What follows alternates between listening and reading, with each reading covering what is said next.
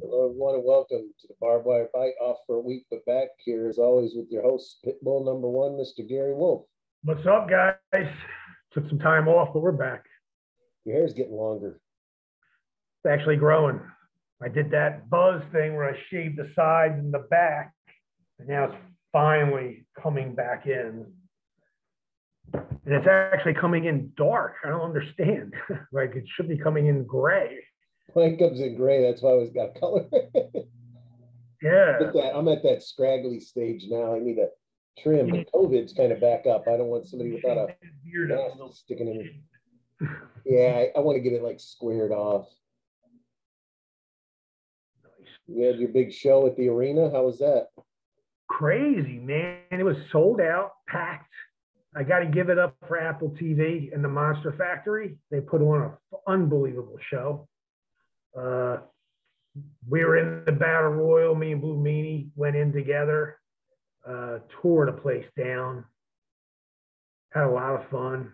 The 23rd, I'll be in Hamburg, Pennsylvania at the Hamburg Fieldhouse. Anybody want to come out, see the Pitbull? I'll sign some autographs, get some 8x10s. Come check it out. I'll be there with a lot of guys, man. You got the Rock and Roll Express going to be there. The Headbangers are going to be there. You got,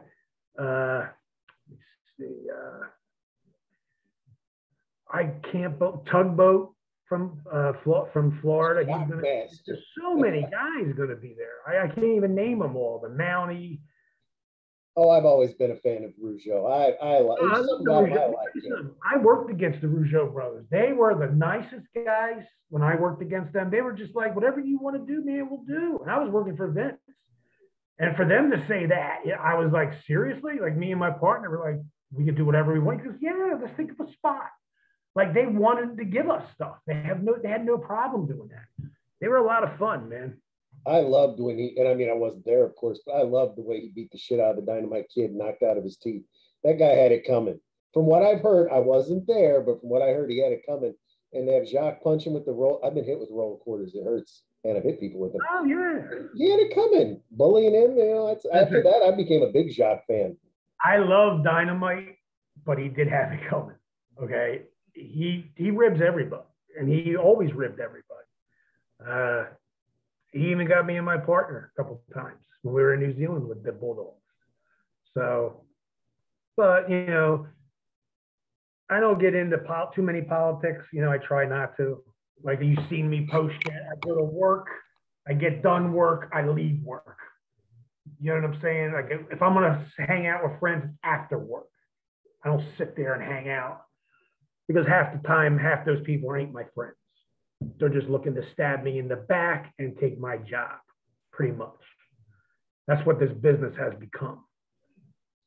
Were you in the ECW when what was Just Incredible when he brought Scott Hall? Were you there that night? That was in Florida, right? Yeah, when Shane Douglas, I guess, according to Shane, told him he wanted to fight him and punked him out, and he didn't do anything. Nothing. He turned around and walked out of our locker room. Is what he did. The man's making $800,000 a year. Why are you coming to my or our ECW locker room?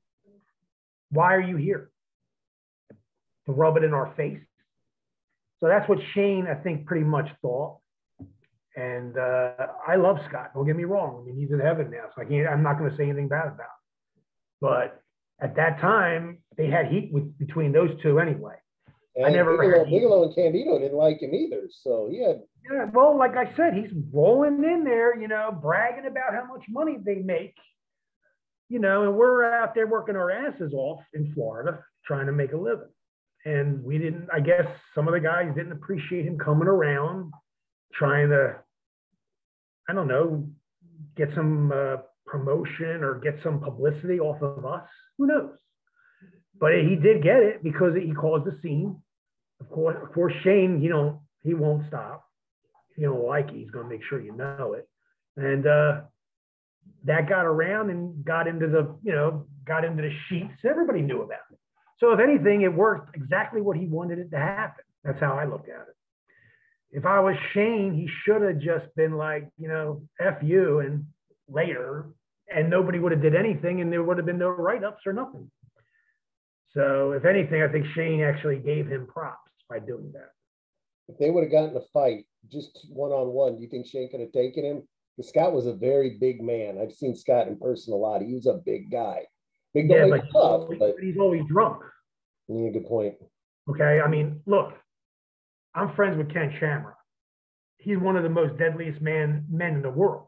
Okay, but drunk, he's like everybody else. He got his ass beat. He was drunk. Nasty boy. Drunk. Yes, and I was right there. I seen it all. So I don't care how big you are, how strong you think you are. It don't matter to me. If you're drunk, easy, cakewalk. I'll chew you up and spit you out. Did Justin get any heat for bringing Scott Hall there? I don't remember. Unless he turned around and walked away. Knowing him, once he saw the argument starting, he probably turned around and just skated off. You know, and I'm going to be honest with you. I mean, I would have probably did the same thing. I don't want to be involved in that. And you don't want to get heat in the ECW locker room. You get heat in our locker room, you know. I mean, everybody has your back in that locker room. You could be against, I don't know, a whole army of fucking guys outside. We will all come out there and be with you and fight for you. But if you're going to be somebody that screws us, there ain't nobody going to help you, you know. Let me ask you, Rob Black, XPW. I remember, forgive me, anyone listening, maybe it was Heatwave pay-per-view, where some of the XPW guys came on camera. Actually, their backs were, they had the shirts. Security grabbed them out. They kept saying, oh, well, they might have grabbed Francine, although she's now said that they didn't. Was that blown out of proportion? No, they were trying to get heat. Like, they were trying to work with us.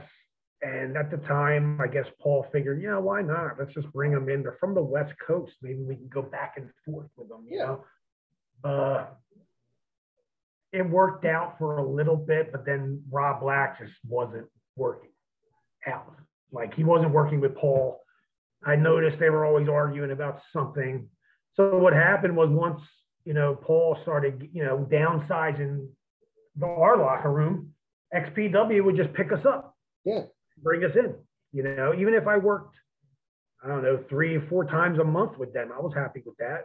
That's fine, you know.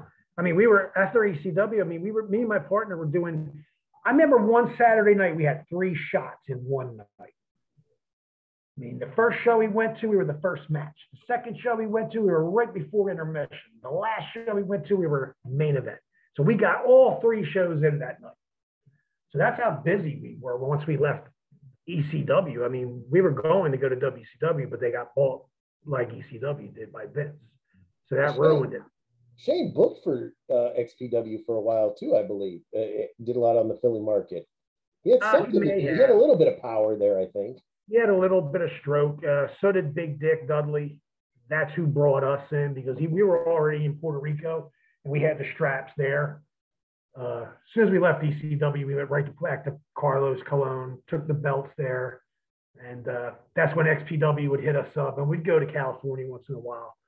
And it was okay. I'm not going to bitch about it. I mean, there was places that I've never been in California that I got to go. And that's because I was there with Rob Black and them. You know, I, as a fan, I liked XPW. I liked it a lot. I liked their show. I mean, they did some out there things. They had like home invasion rape angles and stuff. I always bitched though that Rob Black, nothing against him. I bitch about Heyman if he did anybody. If you're the booker or the owner, I don't want to see you on fucking camera. I don't want to see you. I hate that. But yeah. You get the itch. You want to do it. I see. But my thing with XPW, when they relaunched, and I was pretty excited for it, it was like, it's the same thing I saw years ago. You know, why not do something different? Yeah, he's bringing all the deathmatch guys in, you know, and he's doing something that at 1GW or 1GA, whatever they're called, they're doing that everywhere. It's all hardcore shit. You know, Danny D'Amato's a friend of mine. He's doing that, and he's making big money, and they're drawing big houses. But, you know, somebody hits me with a light tube, I'm going to shove that light tube down your throat. I mean, that's all I got to say. And I heard now all these light tubes are gimmicked anyway. They're not even real light tubes like they used to use. Did you see that in GCW a few weeks ago? I think the guy's name was Hoodfoot. I don't remember who he was fighting, but he got gigged, and then he got gigged in the arm, and it tore it wide open, and they had to keep taping it. Yeah, that was bad. That was bad. I mean, the ref was just like, look, I got to stop this. And he's like trying to tape his arm closed. And I'm like, okay, what's this guy making? $150 tonight? If that. If that. I'm like, come on, man. I mean, listen, I have no problem being hardcore. I was hardcore, but we just didn't do, I mean, I did barbed wire. I did barbed wire in Japan. I did barbed wire explosive matches in Japan. I did barbed wire baseball matches. Thumbtacks, tables, chairs. I just won't do glass, and I will not do light tubes. That's the shit I won't do. There's poison in them. Yeah. I mean, that one wrestler, I don't really know his name, but he lost both his arms and both his legs. Yeah, I know. I can't think of his name either. I know who you're talking about. He was a hardcore wrestler. And he couldn't have been making that much money. No, he was making shit money. But what I'm saying is all this stuff comes back and bites you in the ass. And that's what these guys don't understand. Like, I mean, you could be doing all this shit right now. Yeah, you're in your late 20s, early 30s. You feel great. When you hit 40 and 50, I want to see how you're walking around then. I want to see how your brain works then. So now we've got two older guys. Jericho, I think, is 50-something. Eddie Kingston's got to be late 40s, early 50s, I would assume. They're doing a barbed wire match next week. Barbed wire everywhere, ropes and things, everything. On national TV, so it might be a little tamer, but how do you think they're going to do in a barbed wire match? Jericho don't mind bleeding, and Eddie just strikes me as someone insane, so it could be good. I think it's going to be a lot of blood, which it should be. They don't have a lot of blood, forget about it. Don't even do it. I mean, that's my opinion, because everybody's going to shit on it. When barbed wire everywhere, you're going to be bleeding all over the place. I mean, I'm sure Jericho doesn't even want to do it, but he's been doing it so long that I'm sure he'll be able to take care of himself and make sure everything goes smooth. I mean, that's the most important thing, is you want to get through that without having to go to the hospital that night. People don't get that, like they'll look at us and be like, oh, your wrestlers are fake. Well, come in the ring with me and I'll bust your head open with a barbed wire baseball bat. And let's see what happens then. Because you'll be in the hospital that night. I'll just super glue my head shut. I ain't going to the hospital. That was the one thing I liked about when the Rottens did the personal feelings against Axel Aside on my end. The one thing I liked about their barbed wire stuff, because I had seen it in Japan, and if anybody watched it from Japan, it would be like, it'd be 10 minutes and no one had touched each other. They'd have that bat, maybe they'd put it on the head and just go like that. These guys, 30 seconds in, they're killing each other, scarred their bodies up. That changed barbed wire, though. Now you don't wait 20 minutes to touch it. You're in it in a minute or two at best. The last time I wrestled a barbed wire match was against Doug Gilbert. He was in the match. It was me, my partner, somebody else, probably Balls Mahoney, versus Jason the Terrible. Hayabusa probably was there. And then Doug Gilbert was there. And we would, literally, I remember I was in the ring on my knees and they were hitting me with the bat on my chest. And eventually he couldn't pull it off me because it stuck to my gimmick and my chest. So the barbed wire was all in me, all in my chest. And I just remember sitting there and the crowd just going crazy because he let it go and it stayed on my chest. And that's when they popped. And I just took a face bump and let it even go deeper in my chest, which was a mistake. I shouldn't have did that. But the barbed wire was brutal, especially the explosion ones. Like I did a bed of nails match with explosives. How do you gimmick the bed of nails? I've seen people on them. It's got to be gimmicked some way or you'd be impaled. One spot. You wrap the bed of nails around the whole entire ring, but there's only going to be one section that's flat, that doesn't have it's not sharp. You could fall on that one. You fall on the other ones, you're going to be pretty messed up. And the explosion is pretty much just a giant cloud of smoke, isn't it? You can't, I've gotten burnt once or twice, and you just can't help that. But guys that wear a lot of gimmicks, that wear like t-shirts and shit like that. Well, that's what you want to wear that. You want to wear blue jeans, cowboy boots, and you want to tape everything up as much as you possibly can when you're doing those matches. Because the more skin that's showing, the worse you're going to get. I mean, I know you've seen the Rotten Brothers arms, how scarred up. Disgusting. Ian's gross looking enough as it is, but yeah, I couldn't imagine somebody having Ian's blood in their mouth either. No disrespect to Ian, I don't know it, but yeah, I would be very. If I had to bleed with Ian, I wouldn't bleed with Ian. I don't think right now. You gotta remember those guys. They used to bleed they did the Taipei death match. Good match. We had great matches with those guys. I mean, at one point it was lose or leave town. So we had to do it. I think that was a problem because they needed to get rid of Ian. I think they liked Axel. They kept Axel around because they ended up tagging Axel with balls. My thing with Axel, and I have mentioned before, I won't get into it again. I personally don't like him, or did like him. He's passed away, but Axel, he might have looked like a lumpy penguin, but he could talk, he could work, he had charisma. When he wasn't fucked up, he had it up here. He could have really been someone. Do you remember when he worked for WCW? As the British guy. English accent. Yeah. Okay, so hey, you can't say he didn't make it. He made it way before ECW. Him and Balls would have been WWE Tag Champs, but he did fuck that up. By his own admittance, he will tell you he fucked that up. It's a shame too because Balls had he had his dentist all situated. They were fixing his teeth. Everything was going to get fixed, and Axel screwed the whole thing up. Oh my God, it's a shame. And Balls didn't seem to hold. If he held a lot of animosity, he did not make it public. I went to Japan about it. I remember I was going to Japan with him because my partner passed away as well. So to get back to Japan, we were doing the ECW takeover FMW. So I went back and then I took up with Balls, and then I even went back to Puerto Rico later on, and I went with Cronus before he passed because my partner passed earlier. So I was still working tag matches, but I would tag up with Balls Mahoney, or I would tag up with the Tiger, the Canadian Tiger, Mike Lazansky, who ended up passing away also. So it was just a complete mess. You know what I mean? I was supposed to tag up with Perry Saturn, but at the time he had a bad shoulder and he had to get surgery on it, and he wasn't in good shape at that time anyway. So he's not up here anymore either. Nah. You got to remember, he was on the streets for a while, man, hooked on that meth. And it blows my mind how, some guys can make so much money and not have nothing to show for it. Yeah, and then you see, it's funny, like, not in wrestling, but like in music, a guy like MC Hammer making millions a day, broke, dirt poor.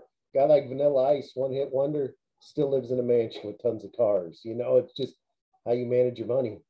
Absolutely. I mean, when I got into business, the first thing that the boys told me was, if you have enough money, buy a house. Like, as soon as you possibly can, grab a house. This way you'll never be on the street.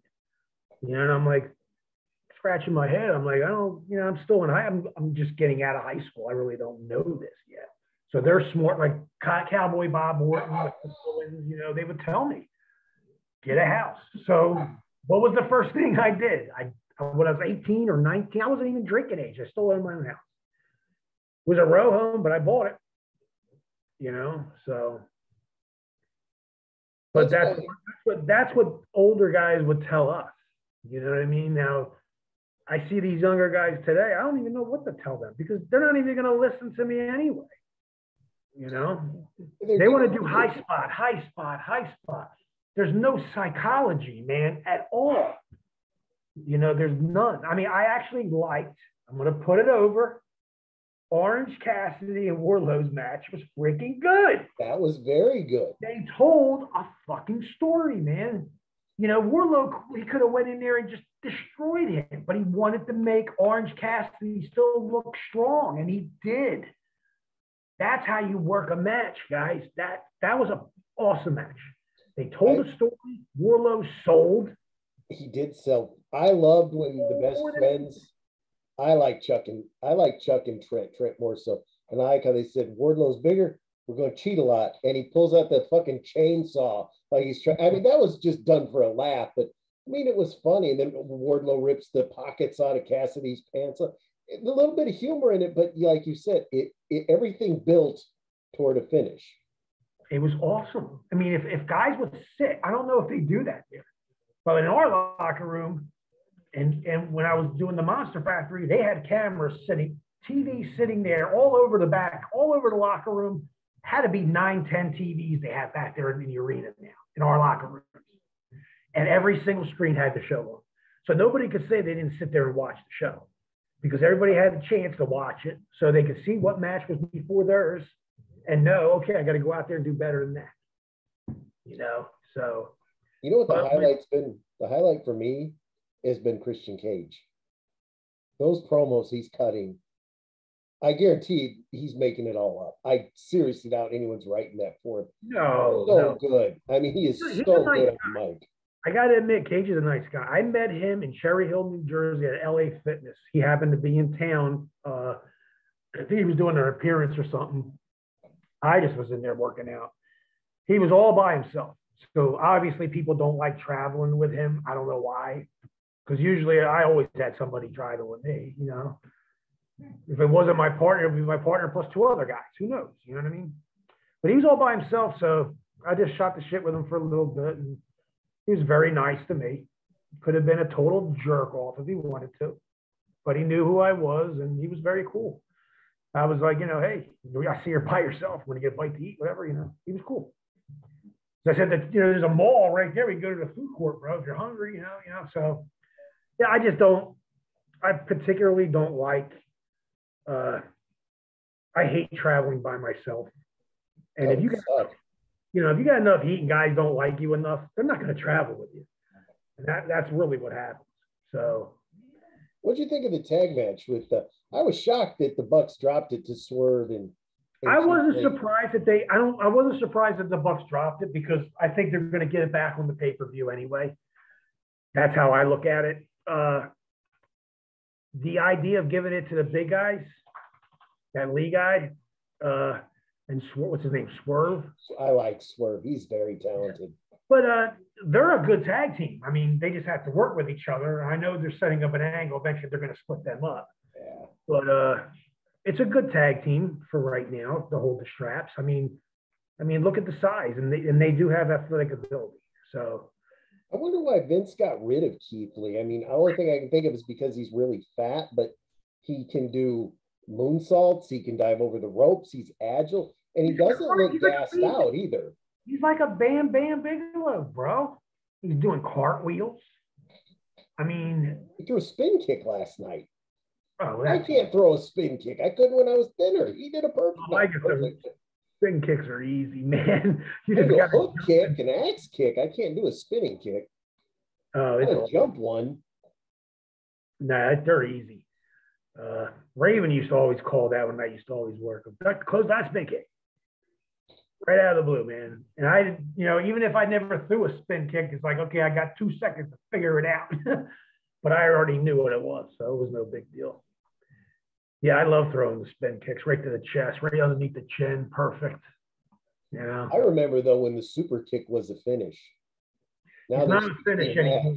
No. This is why, like I said, like I don't like. I'll watch a show. I'll go to an independent show. I'll be at the show, and the first match goes on, and these guys, what are they doing? They're throwing 10 clotheslines, 18 drop kicks. I don't know how many suplexes.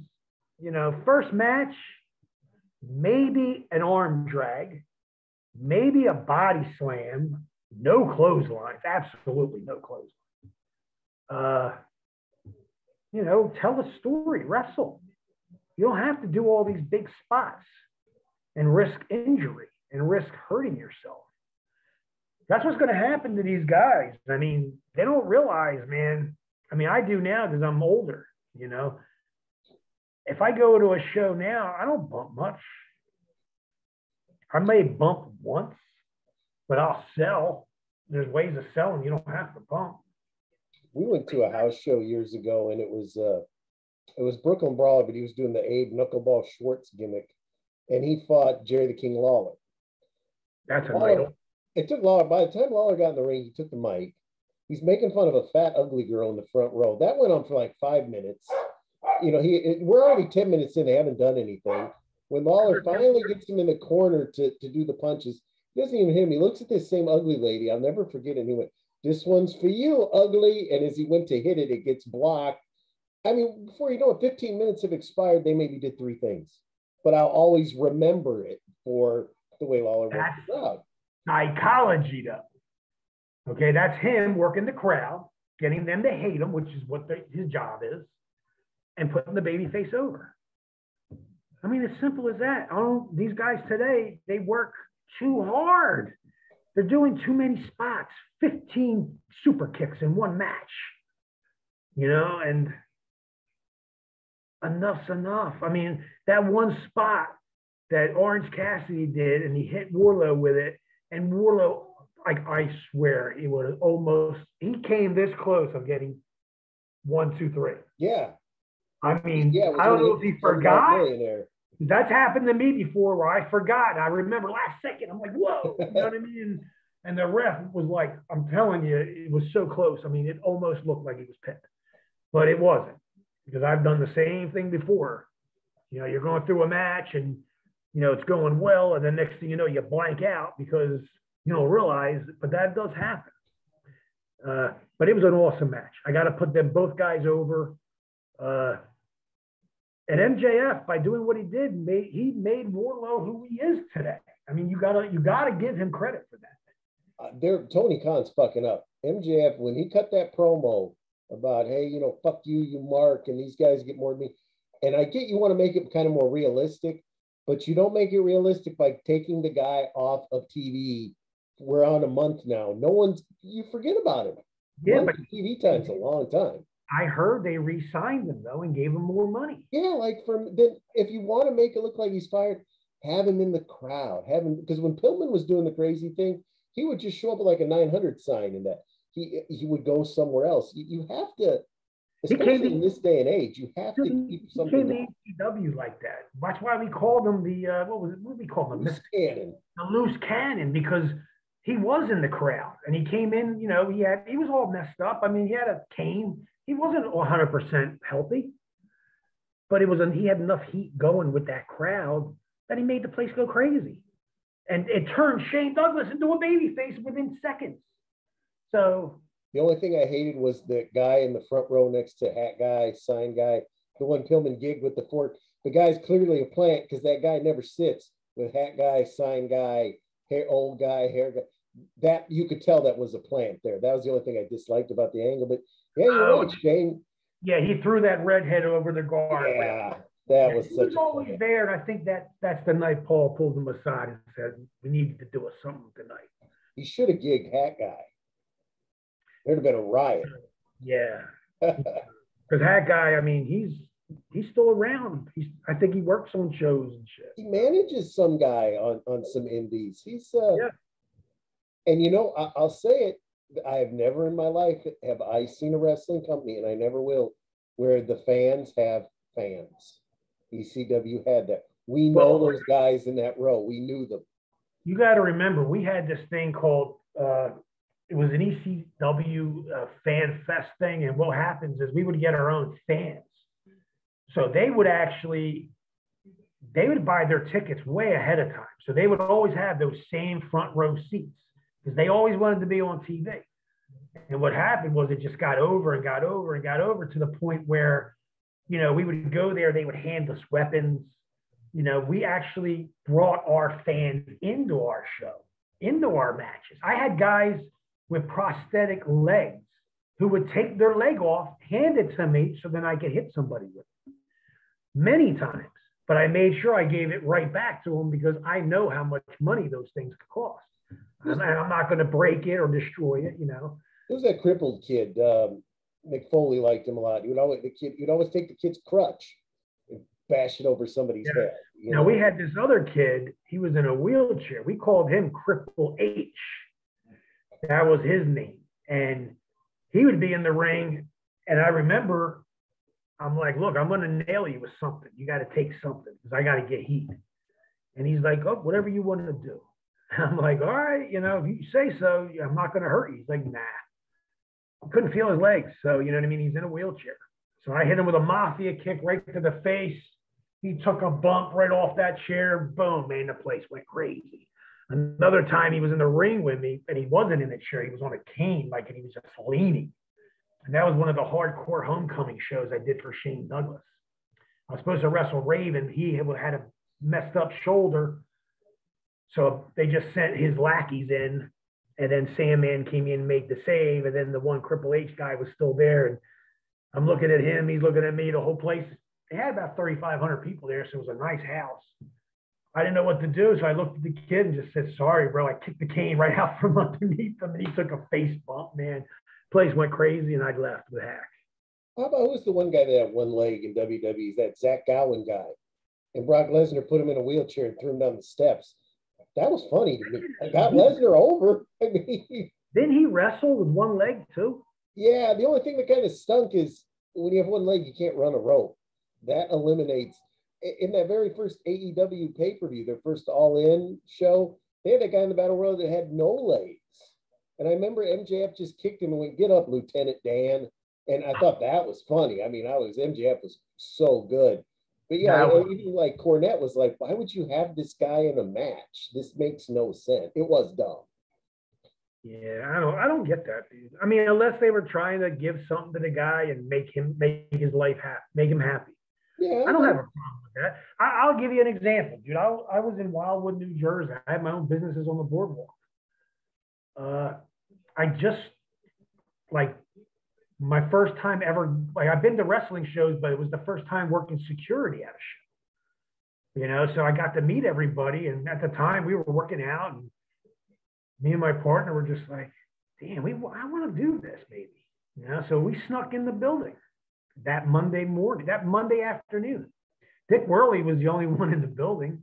He was hanging out.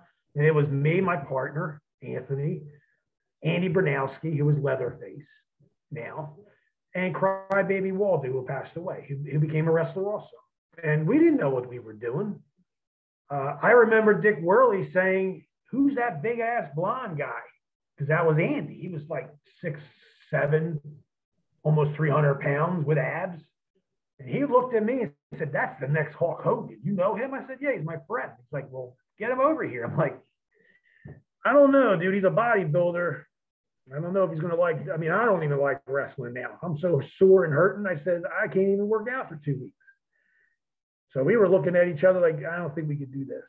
And then we started, you know, we go to the beach every day.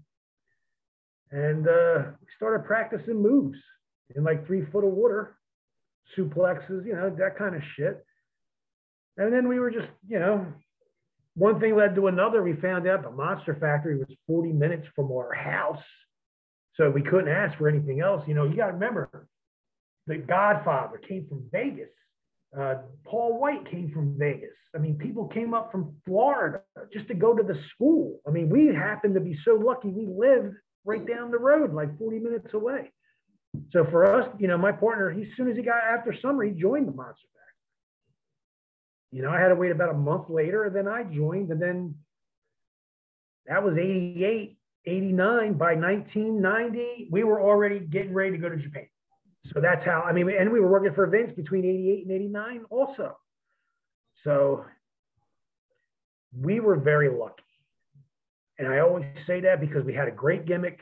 We had a great manager, which was Larry Sharp, who had awesome connections. Gorilla Monsoon liked us a lot, and that's why Vince wanted to hire us. He was a Jersey guy like we were, Gorilla Monsoon. And he knew we came from the Monster Factory, like Bammer and all the other guys. Didn't Corny manage you? Jim Cornette at a few shows too? Oh, absolutely. You name the guy, and I'll tell you, he probably managed. I don't know why, but all the managers, they always like to manage the Pitbulls. I didn't like when they put you guys with Lance Wright in ECW. That to me was just, I didn't get it. You guys were wearing the white suits and everything, and it was like, well, that's when we were leaving. We were getting ready to leave. I didn't like it. Yeah, we didn't like it either, but it wasn't our call. You know what I mean? We did something, got in trouble for it, which was so stupid. Yeah, they were trying to make like a story out of it, I remember. Yeah. Just the real life crossing the lines doesn't always work. I watch stuff like that to forget reality. So grounded in realism doesn't. Well, I mean, I went off on the crowd. I mean, that crowd never turned on us until that night. You know, so. I got a question for you. If Bubba Dudley, he might be a big guy, if he got in my face and said the shit he said to some of those fans, I'd swing on him. I'd probably get a beating, but I wouldn't punk out. Was he encouraged to try to incite riots, or was that just something he did because he has a big mouth? I think it just happened later on, because when he first got there, he couldn't even cut a promo. No, he stuttered. Yeah. He stutter. So then eventually he got smarter, which is good. And he started working for the office for ECW. A lot of people may not know this, but Bubba would go around and find buildings for ECW to run in. And that's what happened. And that's what got him over with Paul Heyman, because he was an assistant booker kind of. I mean, the only time I've ever seen Bubba get mad was when we were in, I think, Buffalo, New York, or somewhere in the upper New York area. And they had a match with the Gangsters, and New Jack brought a dildo in the ring and started hitting the guys with the dildo. That pissed Bubba off, which I was very surprised about, because Bubba is one of them guys. He loves porn. He's like Rick Rude, man. When Rick Rude would go up to his hotel room, he'd have a VCR and about 10 porno movies. Every time he went up to his hotel room, that's what I would laugh, because I would see him in the hotel, walking through the hotel with a VCR and 10 pornos, and he's going up to his room. So when Bubba did that and got all pissed off, I was just like, I don't, you're the biggest perv we got back here, and you're getting pissed off about that. I figured it was funny. I mean, New Jack thought it was funny. But that's when the first time I ever seen him get serious about something. But Bubba was big, but I was never afraid of anybody. You know what I mean? I mean, I just am not. Something about Bubba just never struck me as a tough guy. I don't know what it was. Decent sized guy, and I remember there'd always be, when RF Video would film all the shows, we had to edit the Dudleys. Paul Heyman made us because he didn't want to get sued. It's like, this got to be a marketing gimmick. No one's going to let you insult them that bad if they're not in on it. I don't know why. Well, I mean, once, like I said, once Bubba got his stuff together, because Devon, he was right on board with everything. You got to also remember, there was 4 other Dudleys before we came up with the original Dudleys. Yeah. But Bubba came out to be one of the better ones. So did Devon, and so did Spike. The original Dudley guys, they came from Florida, and they weren't bad guys. They were good workers. I mean, Dudley was a good worker. I thought dances with Dudley was good, but I also heard Jack came after him with the blade once, and that seemed to be good. He jumped Dudley in the back of Jim Thorpe and hit him. He attacked him with a nightstick that night. And I even told Jack, I was like, come on, bro. You could have fought him fist to fist. He wasn't a big guy by any means. Well, no, that's why I told him. I said, why'd you hit him with a club? You know what I mean? You should have just fought him like a man, And Jag was just like, I don't care. I didn't care. Bug him. But that's, Big Dick passed away, didn't he?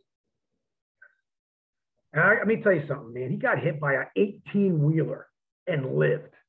Okay, I've seen the car. I don't know how this guy made it out of that car. But he lived. So for him to pass away blew my mind. Because me and my partner were real tight with him and his family. He would bring us to New York and stay with his mom and his girlfriend and his sisters. And His mom would feed us the pasta like 24/7. I couldn't eat no more. That's how much they would feed us. It was awesome, man. Because we would just hang, because he would say, look, why go back and why stay at a hotel? Come with me. Come back to my house. You know, we got 2 or 3 shots and we're back after the weekend. You might as well just stay with me. So instead of staying in the hotel, we would go to his house. And he treated us great. We were like family, bro. Alex took care of me and Anthony. I don't care what anybody says. I mean, after ECW, he got us in Japan. He got us in Puerto Rico.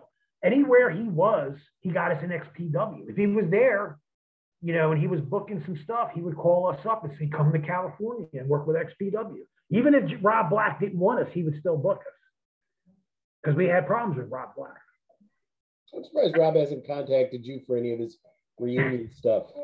Well, because Rob Black, at the time, he may not like me anymore, but he would come in our locker room and give us scripts. Yeah, fuck that. And I'm like, dude, I don't work like that. I'm a professional. What are you giving me a script for a cage match? And so, you know, I obliged him one night. Okay, Missy Hyatt was in our locker room. Me and Anthony was in our locker room, just chilling. He comes in the locker room and hands us a script. And we're going against these 2 other guys that they're kind of making another gangsters. So I was like, okay, who are these guys I'm working against? I don't know who these guys are. And come to find out they're super green. So I'm like, why are you putting them in? They've never even done a steel cage match. So I can understand why you would write this for them. But I'm reading this thing and I'm like, 2 paragraphs in, we haven't touched the cage yet. Like there isn't even a spot, you know, where you do a battering ram and put his head in the cage. Not one, you know, 2 paragraphs in, I would say we're about 10, 15 in. Okay, we should start hitting the cage a little now. I mean, that's why it's out there. Somebody should be bleeding by then too. Yes. And I just remember saying, I don't want to look at this. Take this fucking paper, shove it up your fucking ass, and get the fuck out of my locker room. My room anyway. So we went out there, did what we did, and did it well. And he didn't bitch about it, but we did light his boys up because they were really green, you know. But he loved having us there against Public Enemy and whoever else they put us against, you know. Oh, it was just a continuation of ECW. Didn't build any stars, but it brought in.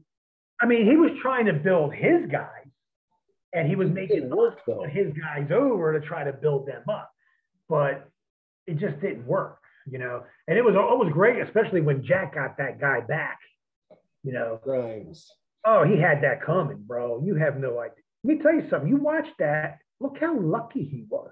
Oh, that rope, his big ass hitting that rope saved his life. He'd be dead.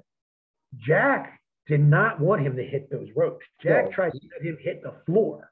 You know, he admits it. He tried to kill him. He had no shame in admitting it. Dude, he didn't even listen to me, man. We're in Pittsburgh, and he's up there with Jack, and they're getting ready to do a spot, and he's like, I'm not going.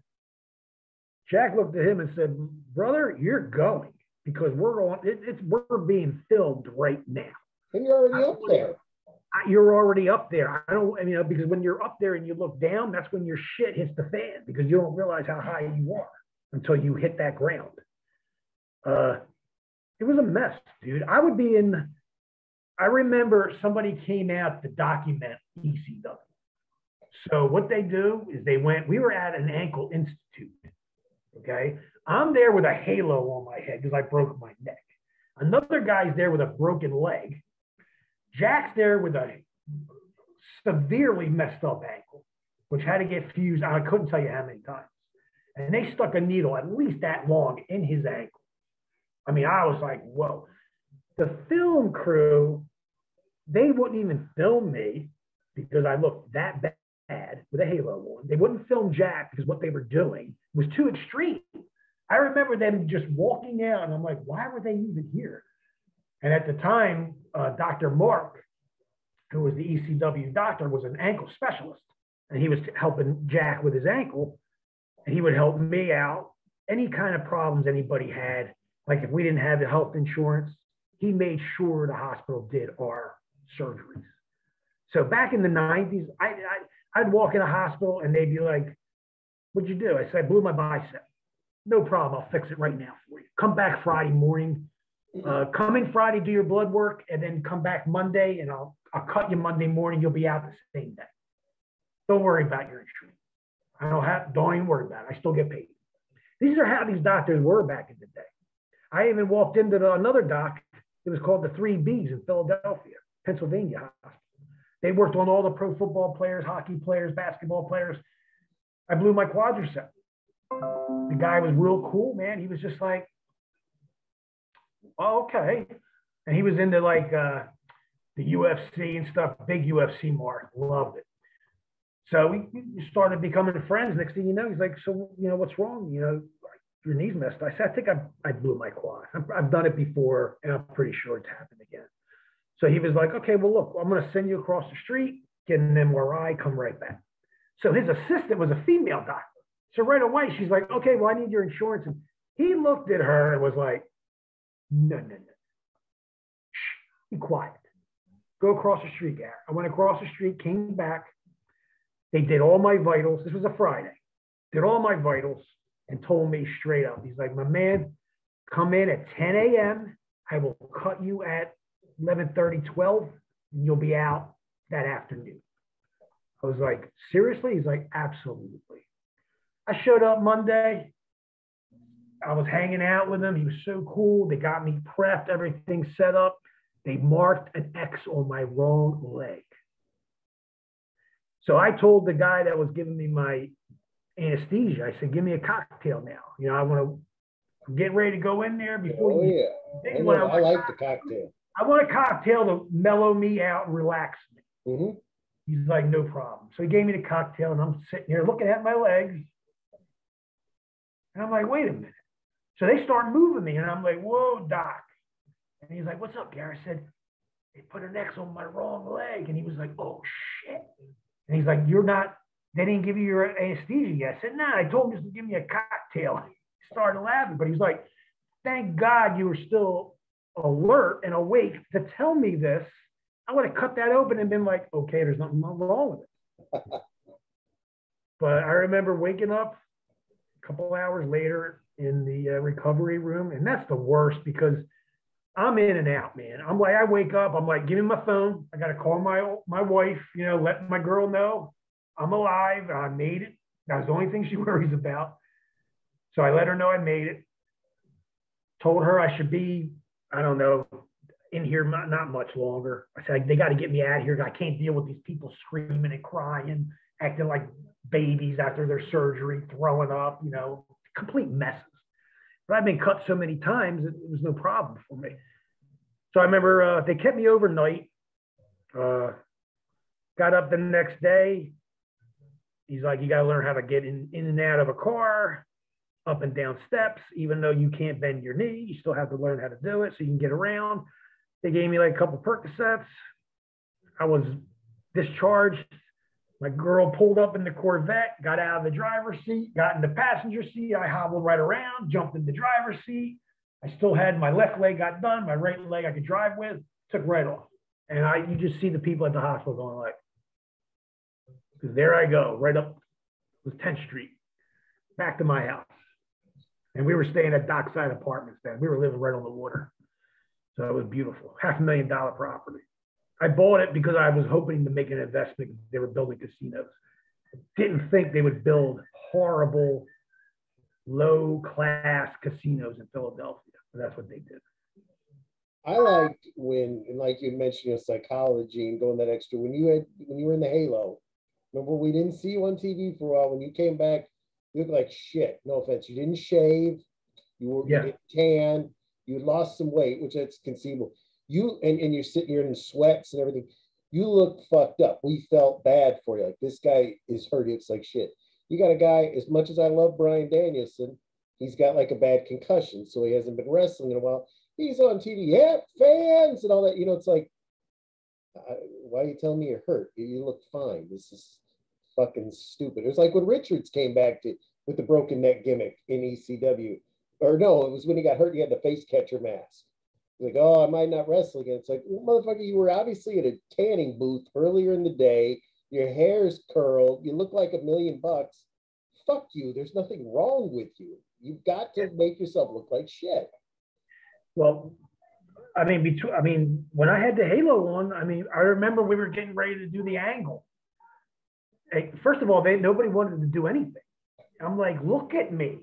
This is money, man. We got to make money. How could you not want to make money with this? If Bruno Sammartino did it, I mean, how many other guys done it? I said, let's do it.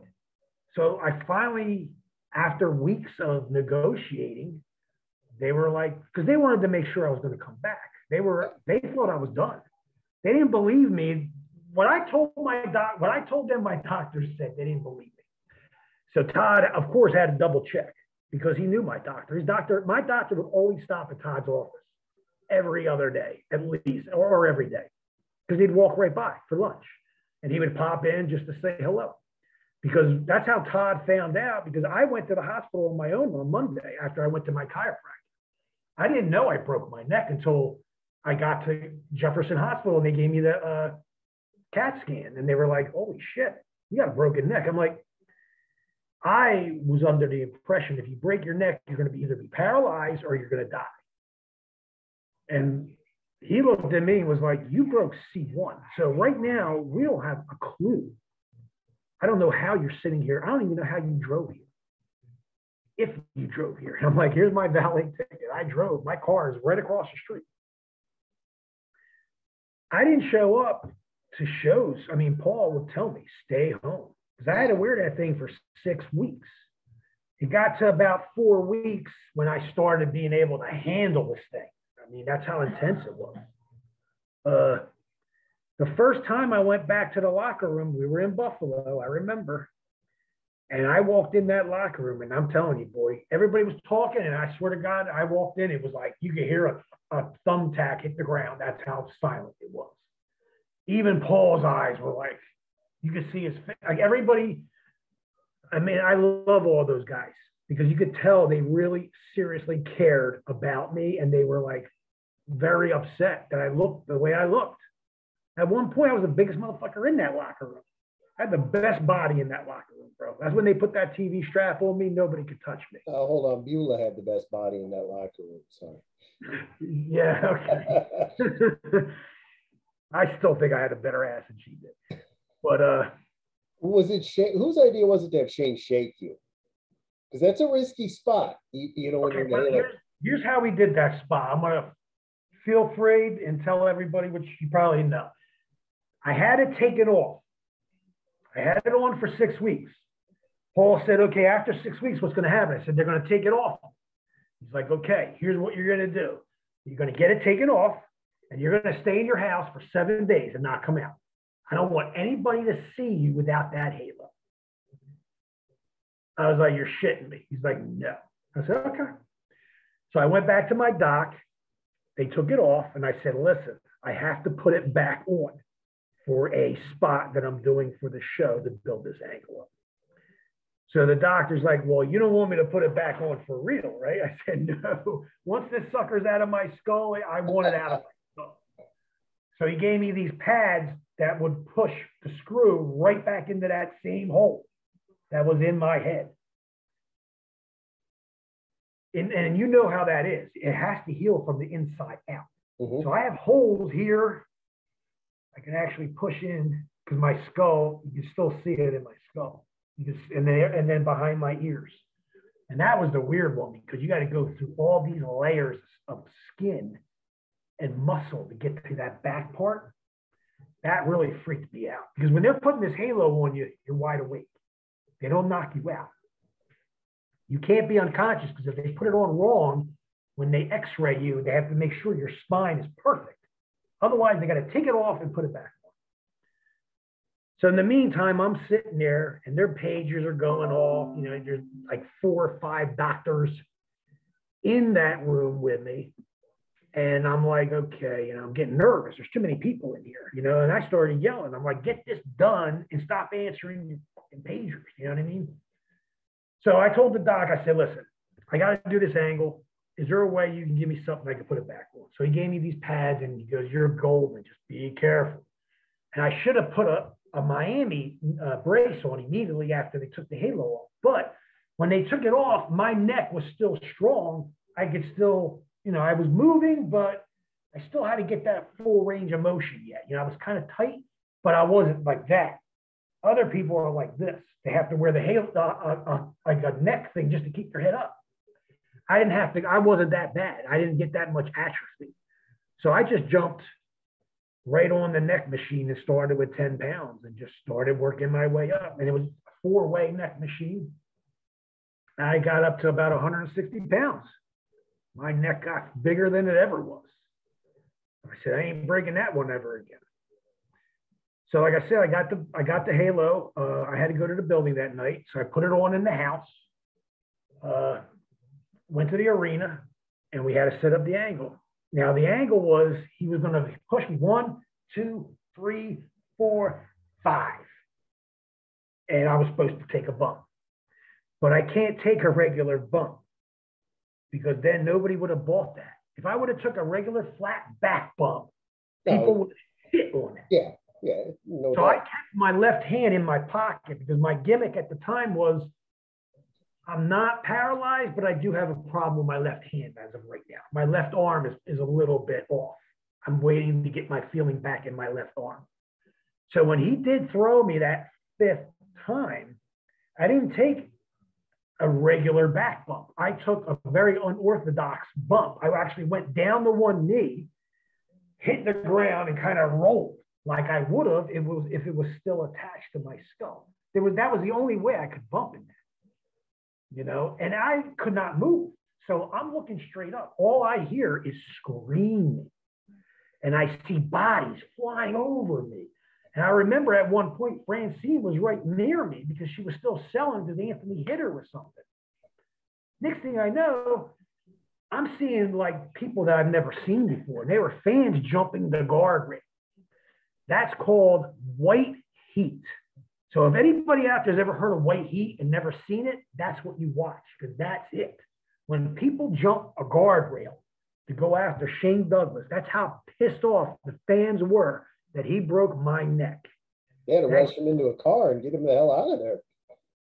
He ran, when he was going through the locker room, he told me the only person he made eye contact with was with Tommy Dreamer. And his eyes were like this big. Like he could not believe what just happened. Like nobody's ever jumped the guardrails before and I tried to kill Shane Douglas and Francie. I mean, when you start seeing guys with helmets, leather jackets, boots up to their knees, you better watch out because we got a problem. And all they did was pick me up and threw me back in an ambulance and I took off in an ambulance. But I had no idea what happened. I mean, I could not believe it when I saw it on TV, what happened. Like I said, I was locked. I really couldn't move until, after they drove me to Dunkin' Donuts and I got out of that whole contraption. I just remember saying, holy shit, we did it. And it was unbelievable. Like, who's going to follow that? What was it like the next week or 2 weeks later, the show opens, he's in a wheelchair outside the emergency room, cutting a promo like that. I was like, I look forward to Shane Douglas promo. Like, you want to do the promos. And I'm like, do the promos. Make fun of me. I said, tell them, say, I'm gonna race you, Gary. Oh, that's right. You can't swim. You got a broken neck. You know what I mean? And even Francine was just like, man, I felt like crying, she was telling me, because some of the promos that they would cut. But I'm like, come on, man, it's going to sell out. And then that night, Rick Rude came in, got in the ring with him. He had the TV strap on. And he's like, well, I beat this person. I beat everybody in the back. I even beat Pitbull too. It ain't going to be Pitbull 1 because his neck's broke. He's done. His career's over. And when Rick Rude hit my music, when he said hit the music, that was one of the biggest pops that ECW ever had. That roof came off.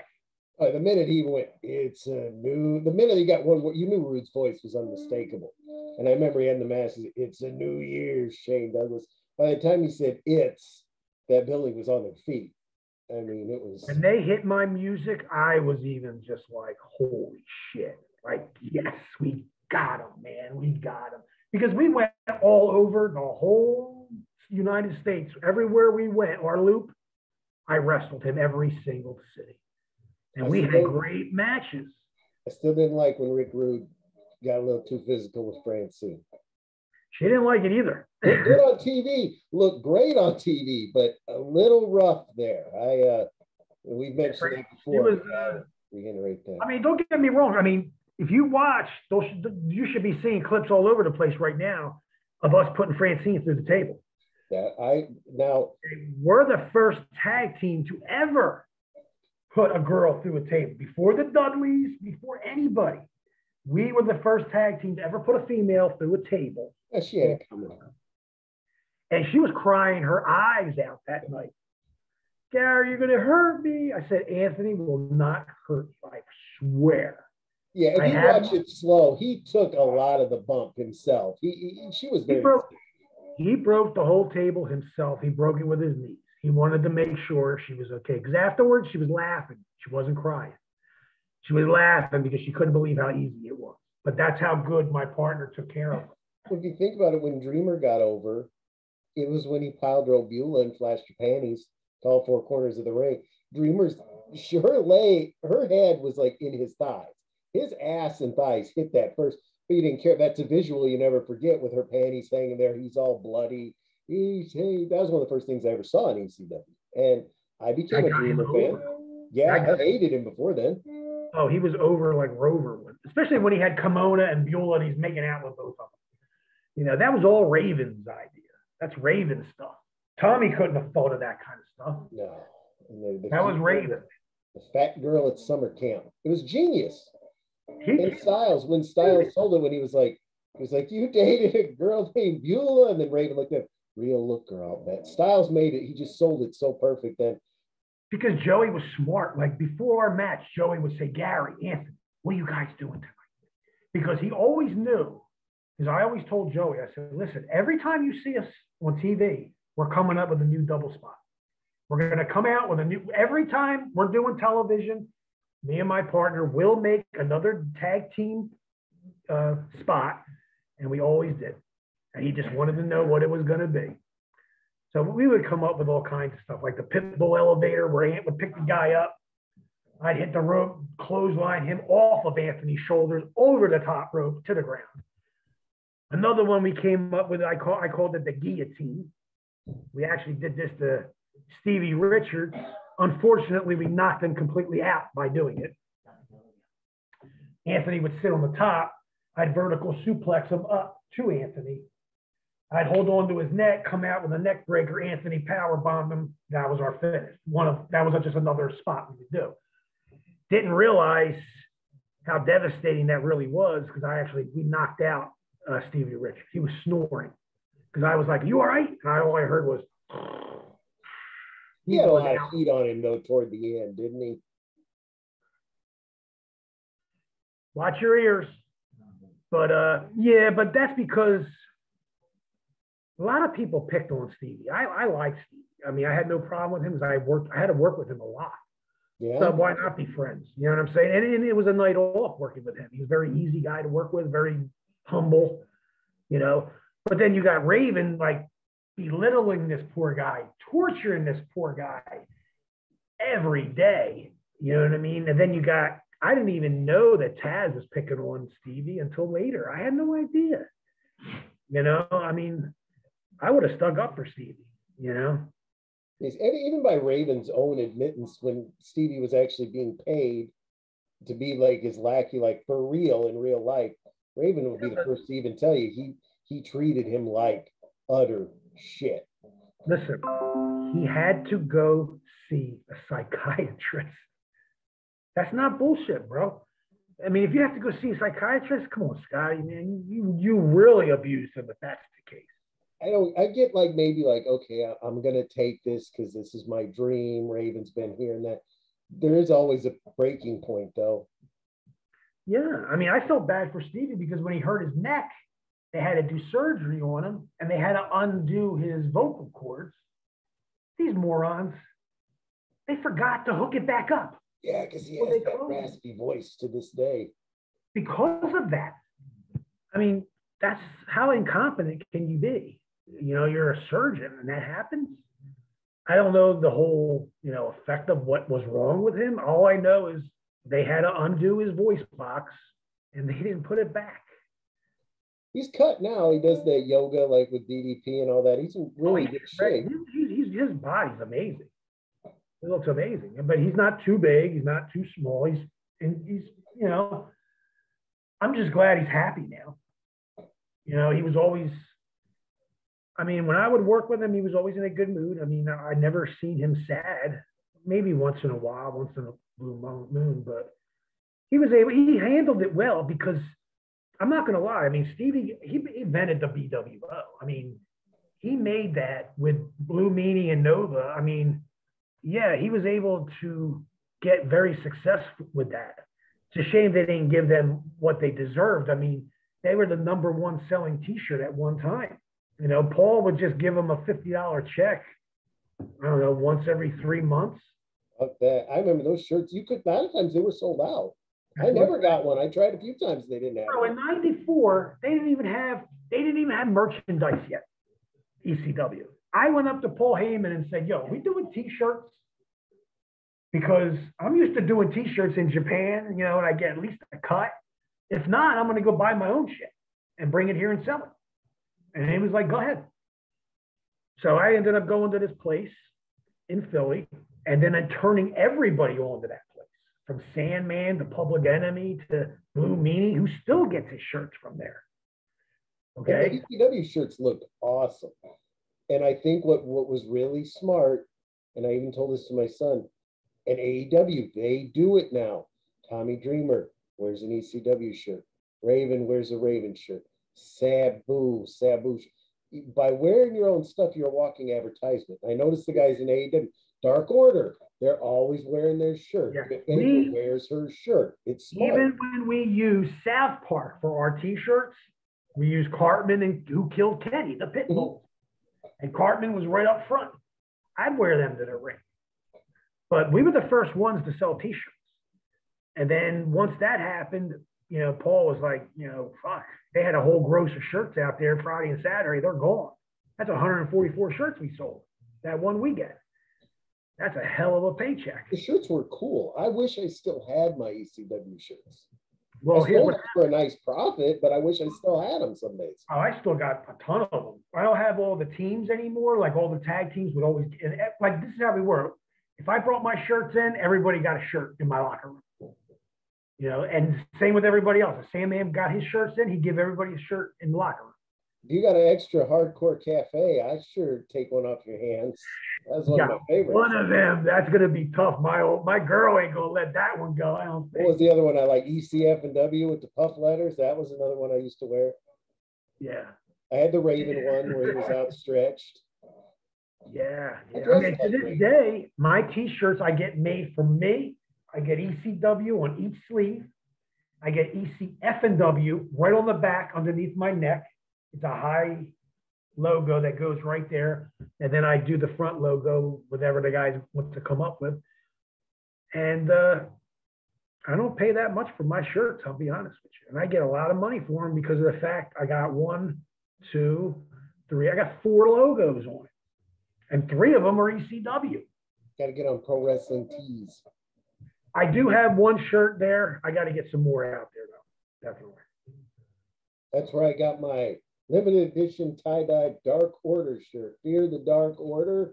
I don't know them. I'm not paid to say that. My son and I are just marks for them because it's a funny comedy gang. It's a good gimmick. I like it. Look, that's one thing that I noticed that Vince don't do much. Gimmicks or angles or... Nope, nothing. He's got ugly merchandise now, too. What happened to the 6-month angle? You're waiting 6 months, and it's finally, they would build these angles up for WrestleMania. Yeah, they don't anymore. No, shit. It sucks. Even AEW's kind of fallen into that, though. They're just throwing stuff together. I know, but I remember back in the days, like as a fan, every wrestler is a fan at one point in time in their lives. But, you're working superstar Billy Graham against Bruno Sammartino, and you're building it up, and he breaks his neck, and then finally you're at WrestleMania. I don't, and that's why they were selling out WrestleManias back then, like insanity. You know what I'm saying? Because when Macho hit the bell in the Steamboat's neck, they fought 5 months later. That's how you do it, though. You're waiting for that guy to get his revenge. I know, man. It's crazy. It's crazy. I mean, I could have been in WrestleManias, and I wish I would have changed my mind and done it. But you can't go back and change things. So, if I had a time machine, I'd get the sports almanac, like Back to the Future too, because that was genius. Can you imagine if you could go back in time? I would love. I'd go forward in time, come back just so I could gamble and win a ton of freaking money. I'd be afraid to go forward. As bad as things are now, I'd like to say they can't get much worse, but I don't think that's possible. I think they're going to get worse. Going to get worse, bro. The way I look at it is World War III has already started. It's just a matter of time. Hopefully not, but you never know. I hope not too, but I never thought I'd have been living in a pandemic. I mean, dude, I can't even get into shit anymore. How crazy. I'm going to give you an example. Back in the day, you had your primary doctors, right? And you see them once a month, and it's fine, no big deal. You happen to get sick before you go see your doc, I'd call them up and be like, look, I got a cold. I'm not going to see you till like 2 weeks from now. Is it possible? Is it possible? Could you call my pharmacy and, let them know I need some Z-Pack or something to get rid of this? Z-Pack. Okay, back in the day, I'd have like 5 or 6 Z-Packs in my bag in my briefcase because I'm on the road working. You never know when you're going to get sick, and you need to get better quick, and otherwise you can't work. And they would not even ask. They'd be like, Gary, no problem. I'll see you in 2 weeks. Hopefully you'll be better by then. Yeah. No, these doctors today, number one, they don't even want you to come in the office. They want you to call them up on the phone because they're double dipping now. Mm-hmm. They got the people back in their waiting rooms, and they still got the people on the phone calls. So they didn't get rid of the people on the phone calls because we're the younger people. We could talk on our phone. We know how to work our phone. The older people who don't have a clue what's going on, they have to go in the office and get treated like shit and sit there for 3 hours. So I call the doctor up and I'm like, I need some medicine. Okay, $70. $70 for what? I'm telling you I'm sick. You're not telling me I'm sick, and I'm going to pay you when I see you at the end of the month anyway. Why would you charge me again? That's what they're doing. So for me calling up and asking them to give me medicine, they wanted to charge me. And they did. Went to my pharmacist, explained to him what happened. My doctor said, oh, I have to charge her or I'll get in trouble. Flat lie. My pharmacy looked at me and said, they said, what? I told him what they said. He's like, if something happens to you now, I don't care what happened. You could still she's still in trouble. Unbelievable. So lucky for me, I have a very nice guy, a pharmacist who is very nice, very humble. A Z-Pack costs $10, bro. At best, and they probably cost $0.25 to make. $10. He looks at me and says, don't even call your doctor. Don't go through that again. Because he's seen how pissed off I was. It's like, it doesn't, I've never happened to me. I was in shock. So to me now, all these people, all these doctors, they're all greedy. And they are making so much money when everybody else was broke. And now they just want more money. And they just want more money. So they'll charge you for a 2-second phone call. I'm telling her what's wrong with me. I know what I need. And then she's going to charge me $70. That just pissed me off. I'll throw you a good one. I needed to start seeing a shrink. Not ashamed to admit it. Reasons that I don't need to discuss. I'll tell you, not with the public.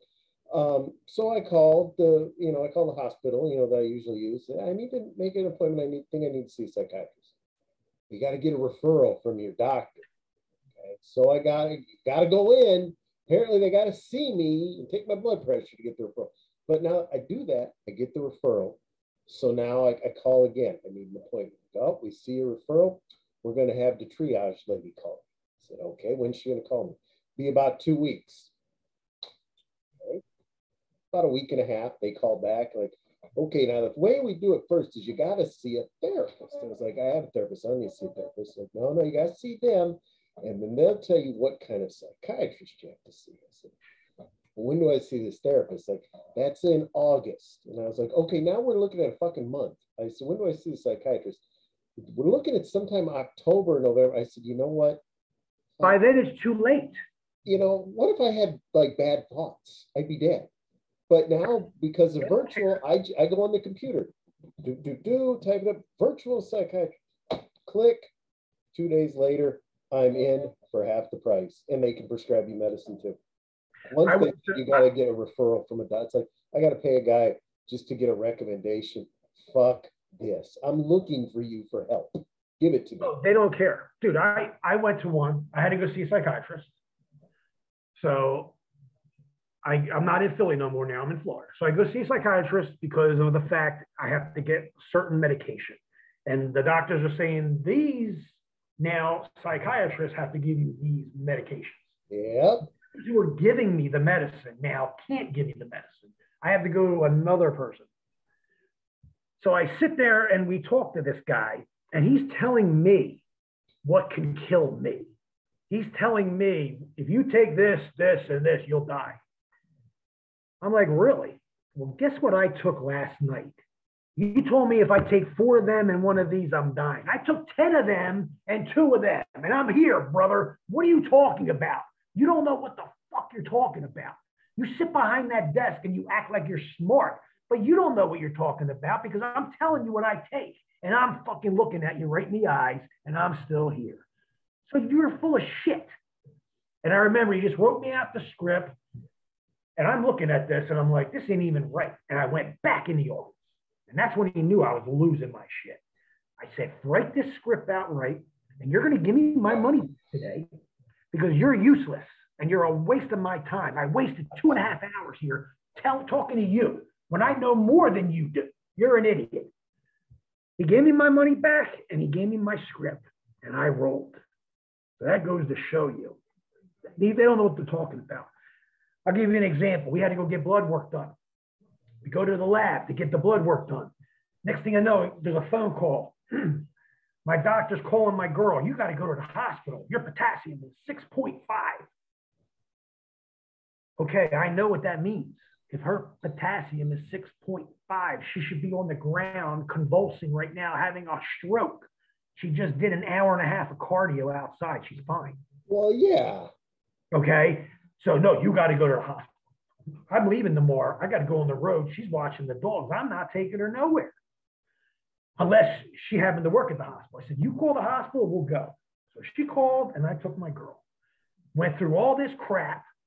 They bill you, of course, because they're as soon as you walk in, the people come up to you with the tablets and they get your social security number.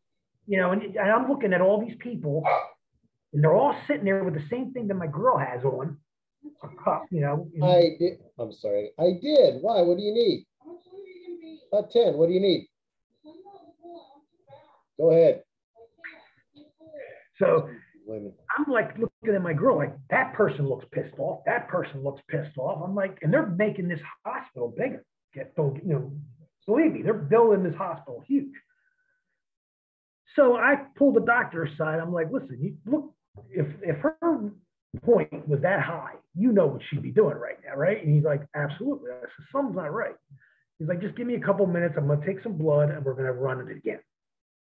So in the meantime, they're giving her an EKG. Being a wrestler, I have to get EKGs a lot. I know everything about EKGs. I know how to put them on. I even know how to read it. I'm watching these guys put an EKG on my girl. They have no clue what they're doing. They're not even sticking the things on correctly because I'm looking at all the boxes and every box has writing in it except one box. I'm like, it's not hooked up right. And the one guy's, his back's to me and he's just typing in the computer and he's just shaking his head. Okay. And I'm like, wondering, why is this guy shaking his head while he's putting stuff in the computer? Because he knows it's a waste of time. It's a work. It's a scam to make money. So he comes back and they go, okay, we got the test results. She's a 3.2, not a 6, a 3. So the people who took our blood messed up. We end up leaving the hospital. We're in and out probably like an hour and a half. And they charge us $400 for what? Because our doctor said you have to go. Well, guess what? I'm not paying that bill because the whoever took our blood messed it up. Yeah. They even messed mine up. It's the biggest scam I've ever seen in my life. And they send you a bill for $400. It's a racket. Good luck. I guess with that, do you have anything to, oh, you're not working this weekend. You're working next weekend.